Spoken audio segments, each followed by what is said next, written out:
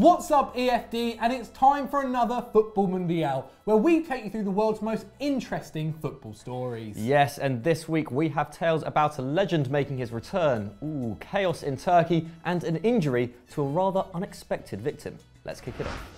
We begin in Turkey, where the biggest derby in the country took place on the weekend in Istanbul, as Fenerbahce took on Besiktas. Yes, and it certainly lived up to the hype, with Fenerbahce coming out 2-1 victors, but that wasn't the main talking point. It certainly wasn't. 14 cards were shown in the game, with 9 yellows and 5 reds being handed out. But surprisingly, Pepe, who is usually known for his aggressive style of play, didn't even receive a booking.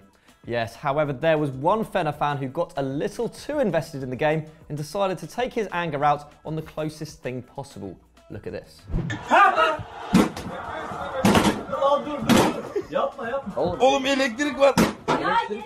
Yes, he may have completely lost his temper, just like me at FIFA. But it's okay, as midfielder Joseph de Souza has said on Twitter that he wants to find the guy and give him a brand new TV. What a lovely fella. Very generous. Let's head on over to Spain now, where a member of Valencia's team has received an injury after celebrating a goal, but it's not quite what you think. Yes, Simone Zaza scored the winner in the 85th minute against Real Sociedad, but was it him who got injured? No. Was it another player who was celebrating with him? No. In fact, it was their manager, Marcelino. Oh, he's pulled a hamstring. Mate, he's there. Look at it. He's not seeing the funny side of it either, is he?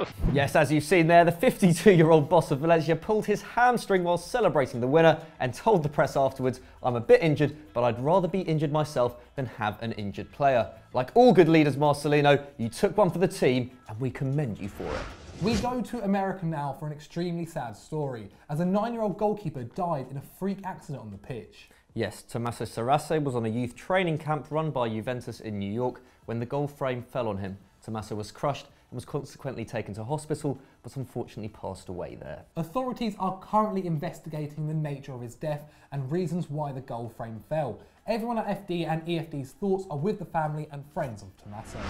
To Italy now, and after the debacle of Cassano and his will-he-won't-he career with Verona, another legend of the Italian game has decided to lace up his boots.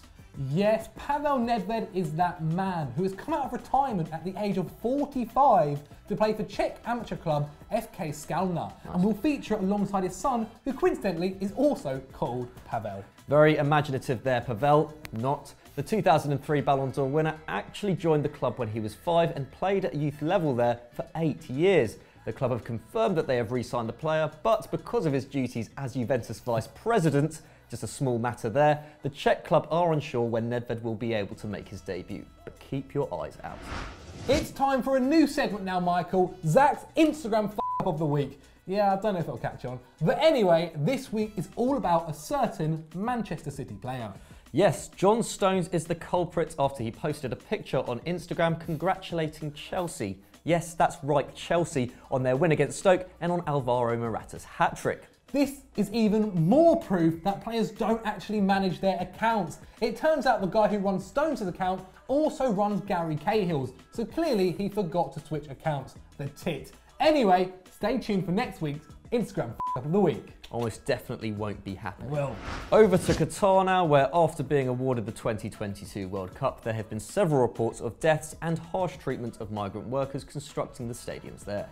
However, a documentary is set to be released called The Workers' Cup and will shine light on the situation through the workers' eyes as they slave in the searing heat whilst also competing for company teams in a tournament. Here's a little bit from the trailer.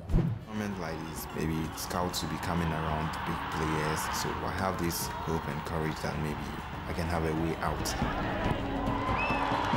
The film features several migrants who are living and working in Qatar in the build-up to the showpiece event, including a Ghanaian who paid $1,500 to an agent thinking he would play in Qatari stadiums at the tournament, only to find out he's just building them. There are currently 1.6 million migrant workers in Qatar, making up 60% of the country's entire population. The doc also features people trying to make ends meet for their families, and even some hoping to achieve their big dream. It's set to be released to the public next year, but you can see it early at film festivals around the world. Which festivals, I'm not quite sure, but we want to know what your opinions on Qatar are. Should they be hosting the 2022 World Cup? Should they not? Vote in the poll right now.